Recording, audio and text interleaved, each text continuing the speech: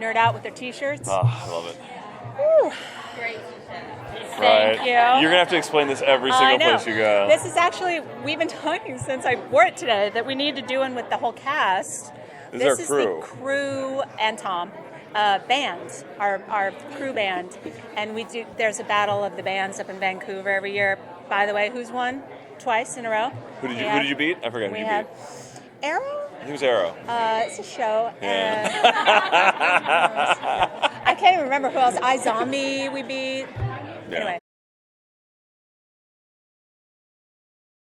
It's funny, what happened was, the reason nothing's listed under there is because I erased it because we were taking photos. So that used to actually be full of a lot of stuff. So what happened was, our room is wrapped right now. Tennessee took a picture and posted it, but I had already erased it because we were taking photos of everyone. But what happened was we had 2 weeks before we wrapped our room where we started really figuring out season 3. And one of the things I always like to do is start with a slush list.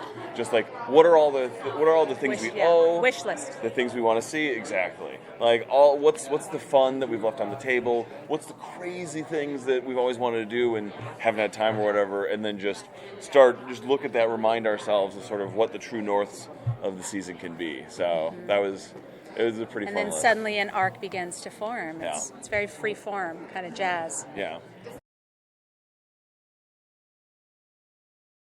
The 4 episodes is funny is that they call them standalone episodes, but they're really not in that they move our characters quite deeper almost, because we get to spend like one episode focuses only really on Maze, and we get to really understand what this poor demon who doesn't have a soul. Does she really not have a soul? Does she? What does that mean to have a soul? So we spend a lot of time kind of exploring that. And there's also little nuggets, little mythological nuggets that are kind of in each one where somebody just throws out a line and you go, wait, what did she just say? Yeah, what does that mean? What is that gonna... Like, we know where we want those episodes to air in season 3. What we did is we basically broke episodes that, if they aired in season 2, would set up story in season 3. Or if they aired in season 3, they would just more immediately set up the story. So hopefully when you're watching season 3, you will be going, was that a standalone or was that a regular episode? Because they do fold in really nicely, because we knew no matter what, as much as we wanted them to stand alone, we wanted them to move story forward. Because personally, like, that's what I watch the show for. That's what I love all of my shows for. But what it really let us do is play. Like, right, we made an episode that's a little darker and weirder. We made an episode that's a little more fun. Like the Maze episode's like a Bond movie. It's like, it's Maze bounty hunting. It's really cool. It's awesome. And it's both not our show at all, and it's totally our show. And what we've discovered is, going into season 3, it sort of let us open up what the show is a little bit. Like, we have a great ensemble, and the show is always going to be called Lucifer, and always going to be about Lucifer. But we've got a great supporting cast, and spending a little bit more time digging into those side characters just makes the world richer.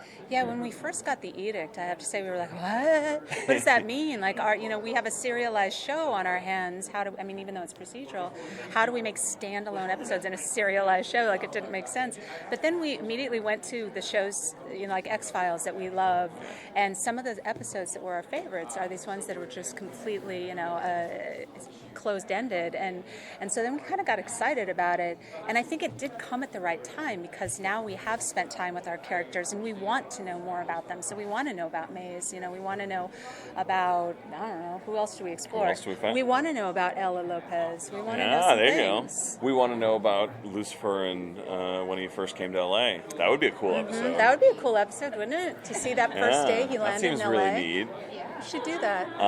And what Amenadiel was like back then. What was he like? We should do that. Yeah. That's a good one. So what's nice is we were always building an 18-episode arc.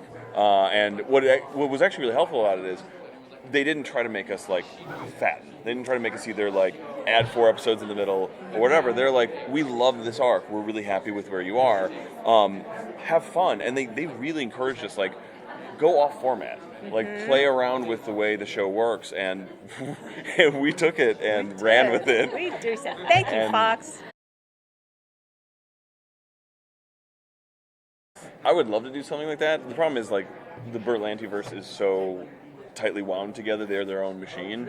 And then Gotham sort of exists in its own sort of almost time frame.